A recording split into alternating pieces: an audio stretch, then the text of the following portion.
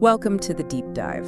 Today, we're exploring something deeply personal. We're looking at excerpts from the Scarce, A Woman's Journey to Healing and Voice by Vanina Vergara. And this isn't just theory, it's a really raw, honest look at a life lived through pain and, well, ultimately finding a voice through it all. Exactly. It's not about someone presenting themselves as having everything figured out. Vanina Vergara offers something maybe more valuable, the weight and wisdom of, well, life lived, as she puts it. Yeah, that distinction is crucial, isn't it? It kind of challenges that idea that you need a perfect life to have something important to say. And the source material, it doesn't give easy answers. It's more about showing the gap between, understanding something intellectually and truly knowing it through experience. It's that insight that only comes from facing real hardship, those impossible choices. It really values authenticity, scars and all. And she introduces herself right away with this incredible directness. It really sets the tone. She says, let me read this exactly. I am Vanina Vergara, CV Vergara to the English-speaking world, born in Asunción Paraguay. I have 3 children whom I love deeply, and this is my life.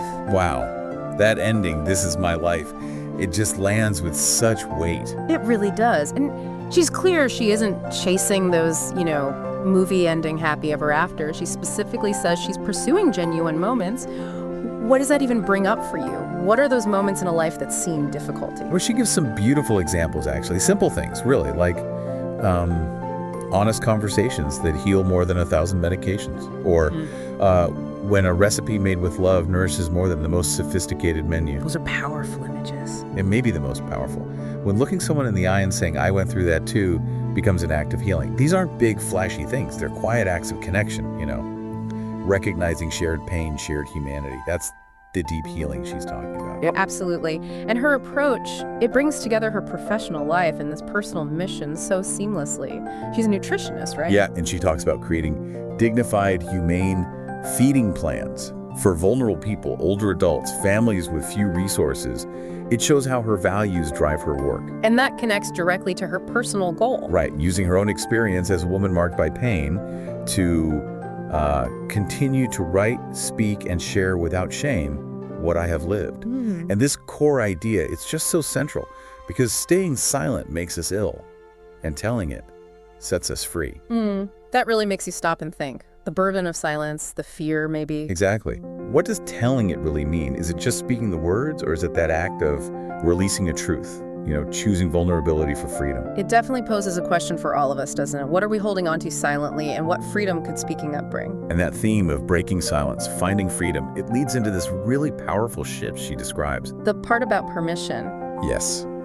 Moving from asking for permission to granting permission. This is where she really extends empathy to so many different kinds of struggle. She's very specific about who she's reaching out to. She is. Let me pull up the text here. She grants permission to the women still trapped by the mandate to be the perfect daughter, the submissive wife, or the martyr mother. To those with a mental health diagnosis who believe it disqualifies them from dreaming. That's huge. To those who feel guilty for separating, for speaking up, for stepping away from their own children in order to survive. Okay, that one just stops you cold. It really does. Stepping away from their own children in order to survive, the agony in that. It's almost impossible to fully grasp. The depth of pain, the impossible choice implied there, it forces you to confront sacrifices that are often invisible, made out of sheer necessity. And the courage it takes, not just to make that choice, but to live with it. Yes, the courage to allow yourself to survive, even if it means breaking expectations, facing judgment. The empathy there is just radical. It acknowledges that some choices, however heartbreaking, are about self-preservation. It's profoundly moving, and this leads us deeper, doesn't it, to the emotional core of her story, her deepest pain. Yes. This next part is incredibly raw. It feels like the heart of the book, really. She shares this with such vulnerability. Let me read it. My greatest scar is my children, and my deepest wish is that one day they too may heal. I love them with a heart broken yet whole, because I chose to live. A heart broken yet whole. Wow. It's such a powerful paradox. It speaks to such incredible strength, doesn't it? Not strength without pain, but strength in spite of it. Choosing life despite the scar. Exactly. And then she continues, stating her purpose. I do not know everything that lies ahead, but I know this. I want my story to serve, to help release guilt, to break chains, to say enough, to say, I too deserve. Using her story to serve, to break chains, to claim her own worth after everything, it's a declaration. And that line, my greatest scar is my children. It's not blame.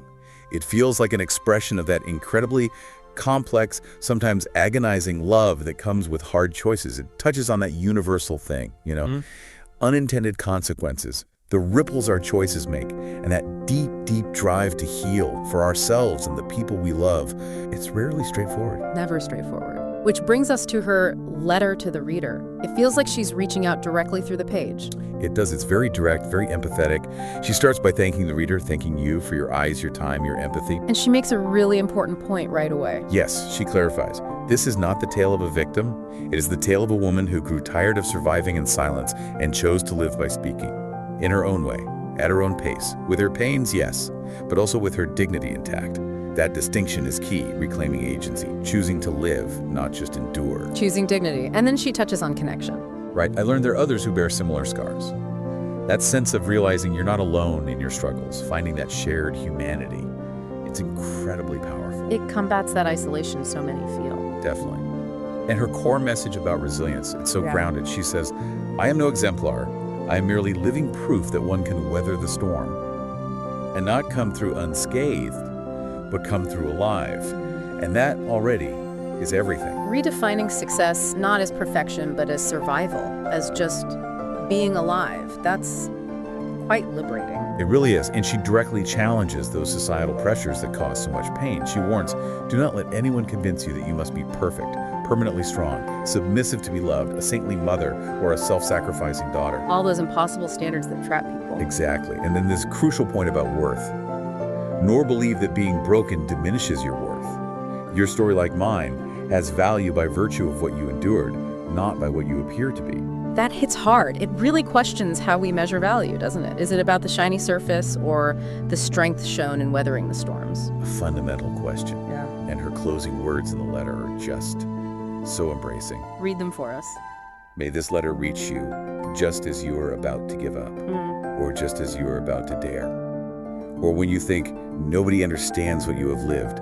I do not know you, yet I embrace you, and I believe you, with scars and hope. Just beautiful, a powerful embrace across the distance. This deep dive into Vanina Vergara's work, it's been, well, quite profound. It really highlights vulnerability, choosing authenticity even with pain, and that deep need we all have for connection, for understanding. It absolutely has. It's about finding a voice, giving yourself permission, and seeing the value in survival and hope, even alongside the scars. And maybe a final thought for you, our listener, to take away from this. How might acknowledging your own scars, seeing the endurance they represent, actually redefine your own sense of worth? How might it shape your path forward, allowing you to embrace that idea of a heart that's both broken and somehow still whole? I read letters sent to mail2.vanina@yahoo.com.